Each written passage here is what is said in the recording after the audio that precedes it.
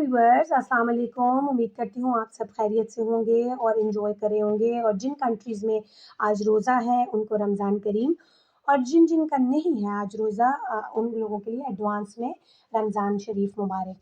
आप लोगों के साथ मैंने पहले ही प्रॉमिस किया हुआ था कि मैं आप लोगों को रमज़ान स्पेशल एपिसोड्स स्टार्ट करूँगी regarding diet, regarding Ramzan workout, regarding Ramzan hydration और फिर डिफरेंट डिजीज़ के हिसाब से जो आपके डाइट प्लान्स हैं ड्यूरिंग रमज़ान। जो लोग रोज़े रखते हैं, बीमारियों के साथ भी जो लोग रोज़े रखते हैं, उन लोगों के लिए भी मैं डिफरेंट डाइट प्लान्स जो है वो शेयर करूँगी। तो आज जो मैं हेल्दी इंडिविजुअल जो स्टैंड करते हैं इन बिटवीन 1700 टू 2300 के दरमियान, जिनका 24 आवर्स में एवरेज कैलोरी स्टैंड करती हैं, उन लोगों के लिए आज मैं डाइटरी पैटर्न बताऊंगी। लेकिन उससे पहले मैं आपके साथ आज एक बात शेयर करना चाहती हूँ। 2 डेज़ बैक मैं ग्रोसरी के लिए गई तो मैंने वहाँ पर लोगों को देखा कि लोग जो थे वो फ्राइड आइटम्स पे टूटे हुए थे। अपनी ट्रॉलीज़ उन्होंने समोसाज़, रोल्स और इस टाइप की चीज़ों से भरी हुई थी। तो ये हमारा एक कॉन्सेप्ट बन चुका है कि पकौड़ों के बगैर, समोसों के बगैर और रोल्स के बगैर और फ्राइड आइटम्स के बगैर हमारा रोज़ा गुजरेगा नहीं। तो ये एक मिसकंसेप्शन है। अगर मैं आपको अपना आज का डाइट प्लान बताऊँ ना कि आपने रमज़ान की शुरुआत यानी सहरी किस डाइट से करनी है और इफ्तार किस किस्म की डाइट से करनी है, तो आपको आइडिया होगा कि जो प्रैक्टिसेस हमारी हैं ना वो टोटली गलत हैं। सबसे पहले तो जब रमज़ान का एक कॉन्सेप्ट है, जो आपने सहरी का एक कॉन्सेप्ट है, वो ये है कि आपने प्रोटीन इन नेचर डाइट लेनी है। लाइक आपने अपनी सहरी में अंडे का इस्तेमाल करना है, आपने अपनी सहरी में गोश्त का इस्तेमाल करना है, आपने अपनी सहरी में शामी कबाब और रिलेटेड आइटम्स का इस्तेमाल करना है। आपने अपनी सहरी में फिर सीरियल्स पे आ जाएँ तो आपने whole wheat bran added wheat आपने लेनी है। आपने मल्टीग्रेन आटे की रोटी लेनी है। आपने पॉरेज ऐड करना है। इसके अलावा अगर आप फ्रूट्स एंड वेजिटेबल्स पे आ जाएँ तो आप अपनी सहरी में फ्रूट्स भी ऐड करें। अब ये सारी चीज़ें एट अ टाइम तो आप ऐड नहीं कर सकते ना। और फिर आपने पानी की मिकदार कैसे लेनी है, वो सारी चीज़ें आज मैं आपको बताऊँगी। पहले कॉन्सेप्ट अपना क्लियर कर लें कि आपने सहरी से लेकर मतलब अफ्तार से लेके सहरी के दरमियान का जो ये टाइम होता है, आपने मगरिब से लेकर और नेक्स्ट जो आपकी सहरी का टाइम है, उस दौरान में आपने 2 स्टेपल डाइट और 2 स्नैक्स ऐड करने हैं। और जो आपका वॉल्यूम होगा उसका क्या कहते हैं फ्लूइड का वॉल्यूम, वो आपने क्लियर फ्लूइड यानी पानी का इस्तेमाल हर घंटे के बाद आप 1 ग्लास अपना ऐड करें। कम से कम आपने अपने 8 ग्लास पानी बीच में ऐड करना है।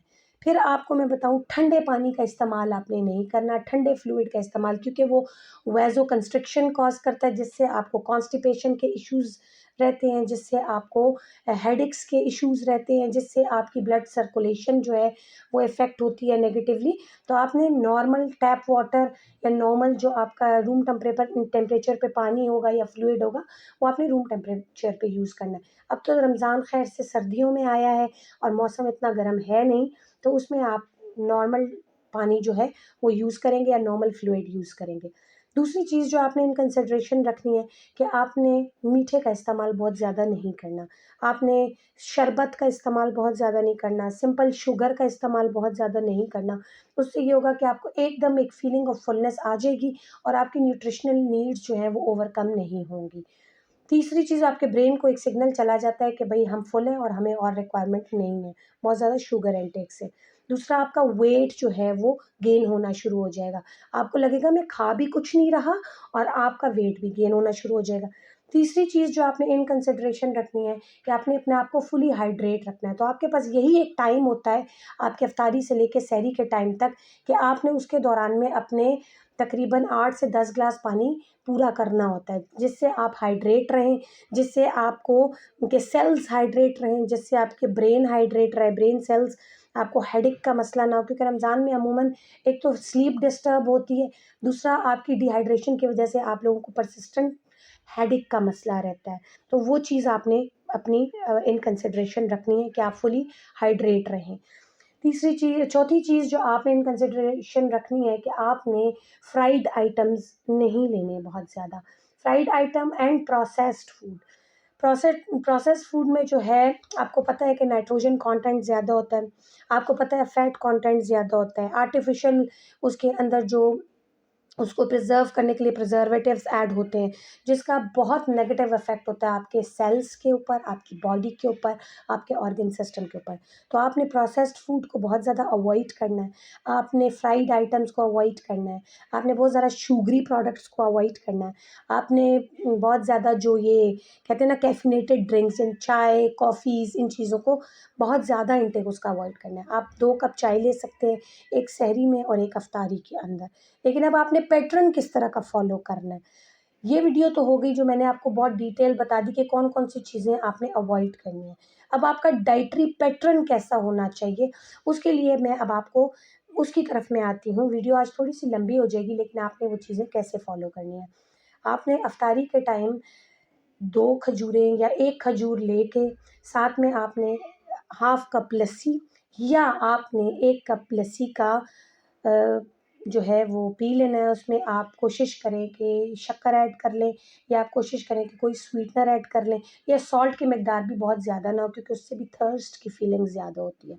आपने लस्सी ले लिया या क्लियर पानी ले लिया, रोज़ा अफ्तार हो गया आपका।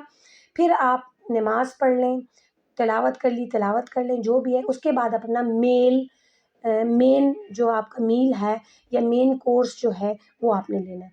मेन मील में आपने रोटी के साथ कोशिश करें कि मीट की कोई चीज़ मीट ले लें, ठीक है? या आप दालें ले लें, दाल में से कोई चीज़ ले लें। और अगर आपने सब्ज़ी भी ले ली है, तो आप फिर 2 या 3 घंटे के बाद आपने मेन मील ले लिया, तो आप 2 या 3 घंटे के बाद अपना कोई स्नैक ले लें, ठीक है? स्नैक में आप शामी कबाब ले लिया, ठीक है? उस वक़्त स्नैक के साथ आप चाय ले सकते हैं, ठीक है? आप शामी नहीं लेना चाहते, तो आप मीट की कोई प्रोडक्ट ले लें, आप फ्रूट्स ले लें, तो फिर उस वक़्त चाय ना लें, ठीक है? फिर आपके 2 से 3 घंटे गुज़रेंगे, तो फिर आप एक स्नैक ले लें और इस दौरान में आपने हर घंटे के बाद 1 ग्लास पानी का लेना है, जो कि आपने रूटीन बनानी है ताकि आप हाइड्रेशन स्टेटस आपका मेंटेन रहे। क्योंकि जब आप सहरी की तरफ जाएँगे, तो सहरी में एकदम आप जो एक बम्बार्डमेंट शुरू कर देते हैं पानी की, उससे आपका स्टमक ब्लोटेड हो जाता है, आप अपना स्टेपल मील नहीं ले सकते, जिससे आपका जो है हंगर सेंटर जो है वो एक्टिव रहता है थ्रू आउट योर कहते हैं ना रोज़ा। और फिर उससे आपको तकलीफ़ शुरू हो जाती है, आपको हेडेक होना शुरू हो जाते हैं, आपको हाइपोग्लाइसेमिक एपिसोड स्टार्ट हो जाते हैं।